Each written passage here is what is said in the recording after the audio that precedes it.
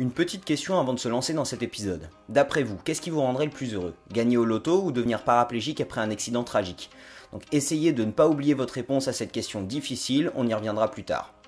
Franchement, qui n'a pas envie d'être heureux? Je pense qu'on peut s'accorder sur le fait que tout le monde dans sa vie recherche le bonheur.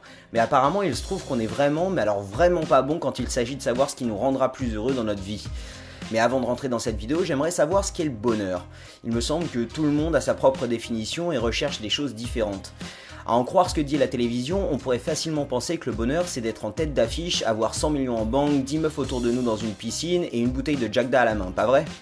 Perso, je suis assez loin de cette idée, mais bon, je regarde pas la télé non plus. Donc regardons plutôt l'étymologie du mot bonheur, juste pour une seconde. Selon Wikipédia, bonheur vient de l'expression bonne heure, heure étant tirée d'un mot latin augurium qui signifie accroissement accordé par les dieux à une entreprise. Donc le bonheur c'est pas une destination mais plutôt le chemin lui-même.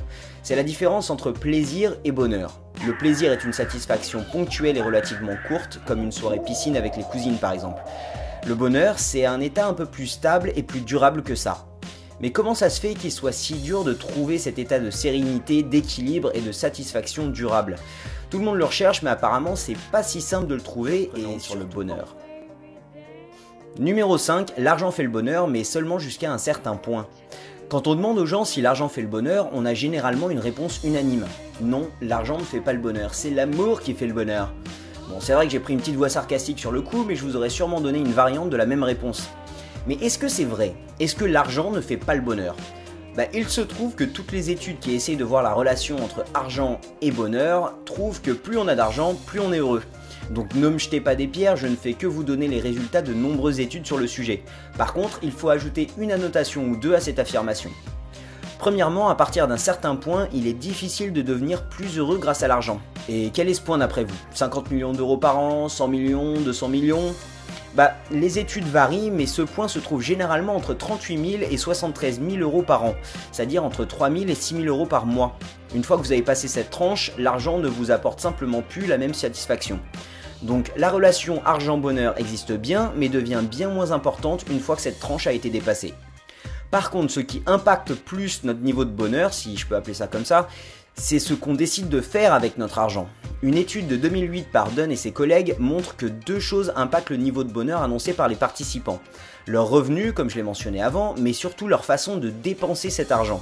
Ceux qui dépensent leur argent plus pour les autres ont tendance à dire qu'ils se sentent plus heureux que ceux qui le gardent pour eux-mêmes. Mais encore une fois, on peut interpréter ces résultats de deux façons différentes. Est-ce qu'ils donnent plus parce qu'ils sont déjà heureux ou est-ce que c'est le fait de donner qui les rend heureux? Une étude supplémentaire a donc été menée, 46 personnes ont été divisées en deux groupes et les chercheurs ont donné entre 5 et 20 $ à chacun des participants. Le premier groupe devait dépenser l'argent pour offrir quelque chose à une personne de leur choix, comme un petit cadeau ou un repas, alors que le deuxième groupe devait simplement dépenser cet argent pour eux-mêmes. Ces 46 personnes avaient rempli un questionnaire avant et après l'expérience pour mesurer leur taux de satisfaction personnelle. Les résultats ont suggéré qu'offrir quelque chose, même si l'argent n'est pas à nous à la base, nous rend plus heureux que si on dépense l'argent pour nous-mêmes. Et ces résultats restent tout aussi vrais pour les petites sommes, comme 5 $. Donc la prochaine fois que vous allez acheter un café, payez-en un à la personne derrière vous, juste pour le test, et voyez comment vous vous sentirez après. Numéro 4, dépenser son argent pour acheter des expériences plutôt que des choses matérielles a un impact positif sur notre bonheur. Avec une somme d'argent limitée, on a tendance à choisir d'acheter des choses matérielles. Et c'est finalement compréhensible, les choses matérielles durent plus longtemps. Par exemple, si on dépense 600 € dans un voyage d'une semaine, il durera qu'une semaine. Alors que si on s'achète le dernier téléphone, on espère qu'il durera un peu plus longtemps quand même. Ce qui n'est pas forcément toujours le cas, mais ça c'est complètement une autre question. Parce qu'on sait qu'on gardera un objet pour plus longtemps, on pense que cet objet nous rendra plus heureux sur le long terme. Une étude de 2009 menée par Nicolaou et ses collègues, intitulée Happiness for Sale, a essayé de tester cette hypothèse, et ils finirent par conclure deux choses. Premièrement, l'anticipation d'une expérience après son achat a un impact bien plus positif sur nous que l'anticipation d'un objet après son achat. Quand on achète un billet d'avion pour partir aux Philippines, par exemple, on sera plus heureux et excité que si on attendait le dernier iPhone après l'avoir acheté sur Amazon. Deuxièmement, les achats matériels ont un impact beaucoup plus faible sur nous que les achats d'expérience, que ça soit de façon positive ou négative. Dépenser de l'argent pour faire une expérience aura un plus grand impact sur nous. Une expérience nous pousse souvent à partager du temps avec les autres et à créer de nouveaux souvenirs. Et si ces expériences et souvenirs sont positifs, alors ça nous rendra plus heureux. Numéro 3, montrer votre gratitude envers ceux qui vous ont aidé vous rendra plus heureux. Une étude par Adam Grant et Francesca Gino ont montré une corrélation entre l'expression de gratitude et la satisfaction personnelle chez nous et chez les autres. Montrer sa gratitude à quelqu'un qui vous a aidé affecte du simple au double les chances qu'il vous aide à nouveau dans le futur. Et non seulement vous, mais ça augmente aussi les chances qu'il aide d'autres personnes dans le futur. Plusieurs autres études de Sonia Lyubomirsky suggèrent que montrer sa gratitude augmente aussi notre propre satisfaction personnelle sur le long terme. Ce qui fait que dire merci sincèrement quand on vous a donné de l'aide rend cette personne plus heureuse, mais vous rend aussi plus heureux par la même occasion. Une vidéo très intéressante de Soul Pancake nous montre une autre expérience en vidéo que je vous invite à regarder si vous parlez anglais. Dans cette expérience, il demande à plusieurs personnes de choisir la personne la plus importante à leurs yeux et d'écrire un paragraphe pour dire pourquoi cette personne est importante pour eux. Alors que les participants pensaient que l'expérience était finie, les chercheurs leur demandèrent d'appeler cette personne et de leur lire leur paragraphe.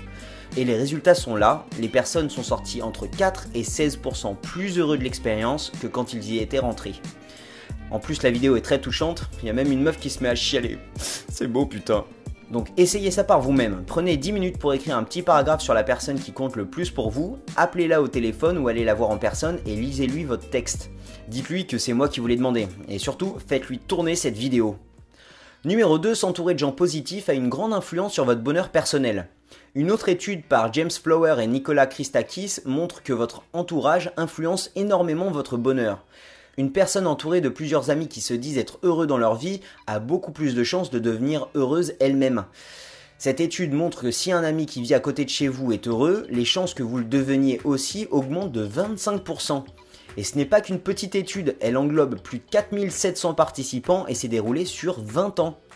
Les personnes qui vous influencent le plus sont vos amis, votre famille et vos voisins, et des corrélations ont pu être trouvées jusqu'au 3e degré de séparation. C'est-à-dire que si vous êtes heureux, vous pouvez potentiellement influencer positivement les amis proches, des amis proches, de vos amis proches. Par contre, les effets deviennent plus faibles avec les gens qui vivent plus loin de chez vous. Il existe donc de plus fortes relations avec votre entourage immédiat plutôt qu'avec des amis vivant à plus de 2 km seulement de chez vous. Ces effets ne sont cependant pas retrouvés dans les relations entre collègues. Donc entourez-vous de gens positifs si vous vous sentez mal et que vous cherchez à retrouver le sourire. Numéro 1, un événement majeur dans votre vie, qu'il soit positif ou négatif, aura un impact moins important sur votre bonheur que vous ne pouvez le penser. J'en reviens maintenant à ma question du début. Il se trouve qu'un autre biais cognitif dont je n'ai pas parlé dans ma vidéo précédente a un grand impact dans ce cas-là. C'est ce qu'on appelle en anglais impact bias, que je pourrais traduire par biais d'impact. C'est une tendance à surévaluer l'impact positif ou négatif qu'un événement majeur aura sur nos vies. Et c'est vrai que l'un ou l'autre a un impact majeur sur nos vies, je veux dire, si on perd l'usage de nos jambes, on perd l'usage de nos jambes, c'est un impact majeur et durable. Par contre, il a été prouvé qu'avec un peu de temps, 1 an environ, ça ne sera plus un événement qui impactera le fait d'être heureux ou non de façon majeure. Une dernière étude de Philip Brickman et Dan Coates de la Northwestern University ont justement étudié et mis en relation 3 groupes de personnes. Un groupe de 22 gagnants de grosses sommes au loto, un groupe de 29 personnes devenues paraplégiques et quadraplégiques à la suite d'un accident, et un groupe de 22 personnes contrôle qui n'avaient ni gagné au loto, ni eu d'accident qui avait changé leur vie. Toutes ces personnes avaient été interviewées avant les événements lors d'une étude précédente, ce qui a permis aux chercheurs de mettre en relation leurs réponses avant l'événement et après l'événement pour voir l'impact réel qu'a eu cet événement sur leur vie. Les résultats vont à l'encontre de ce qu'on pourrait penser. Le groupe qui prenait le plus de plaisir dans les petites activités de tous les jours, comme discuter avec un ami, recevoir un compliment, entendre une blague ou s'acheter des vêtements par exemple, était le groupe contrôle. Les victimes d'accidents étaient moins heureux que le groupe contrôle lors de ces activités, ce que je peux comprendre, mais le groupe le moins sensible à ces petits plaisirs de tous les jours était le groupe de gagnants au loto. Le groupe des gagnants du loto était finalement les moins heureux de tous, mais pourquoi ? Encore une fois, un biais cognitif est en jeu, et c'est un biais dont j'ai parlé avant, le biais d'ancrage. Les gagnants du loto ayant eu un gros pic de satisfaction au moment de leur gain, voyaient tous les petits plaisirs de la vie plus fades en comparaison, et donc n'étaient plus aussi sensibles à tous ces petits plaisirs de tous les jours. Mais dans ce cas-là, pourquoi les victimes d'accidents n'appréciaient pas plus la vie après cet événement dramatique ? Tout devrait être mieux en comparaison de leur accident, non ? Eh ben c'est aussi ce que pensaient les chercheurs, mais ils ont découvert que les victimes d'accidents ne prenaient pas leur accident comme point d'ancrage, mais leur vie passée quand ils étaient encore valides. Les chercheurs ont finalement retrouvé le même effet qu'ils avaient trouvé chez les gagnants du loto, mais le point d'ancrage des victimes d'accidents étant moins extrême, il avait un impact moins puissant sur leur vie, et donc ils prenaient plus de plaisir à vivre jour après jour que les gagnants de grosses sommes au loto. Donc il faut quand même tirer quelques leçons de toutes ces études. Avoir de l'argent est important pour trouver le bonheur, mais ce qui paraît être le plus important encore, c'est comment on décide de le dépenser.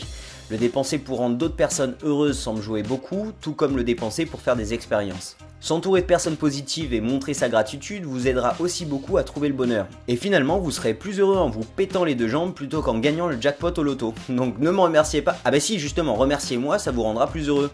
En plus, il y a plusieurs façons de me remercier. Vous pouvez cliquer sur le pouce bleu juste en dessous de la vidéo et encore mieux, partager cette vidéo. Vous savez pas, ça se trouve, vous pourrez rendre quelqu'un plus heureux en le faisant. Moi, je vous remercie tous d'être toujours plus nombreux à regarder mes vidéos, ça me touche énormément. J'aimerais aussi remercier les 3 personnes qui ont décidé de me tiper cette semaine, et si vous souhaitez faire pareil, vous trouverez un lien dans la description. Il n'y a absolument aucune obligation de le faire, mes vidéos resteront gratuites et dispo sur YouTube pour tous. La semaine prochaine, il n'y aura pas de vidéo du tout, je suis désolé. Non, je viens de vous mentir, vous n'avez pas cramé? Ben justement, la semaine prochaine, on va voir le top 5 des techniques pour savoir si quelqu'un est en train de vous mentir ou pas. Donc je vous souhaite un excellent week-end et à samedi prochain. Salut!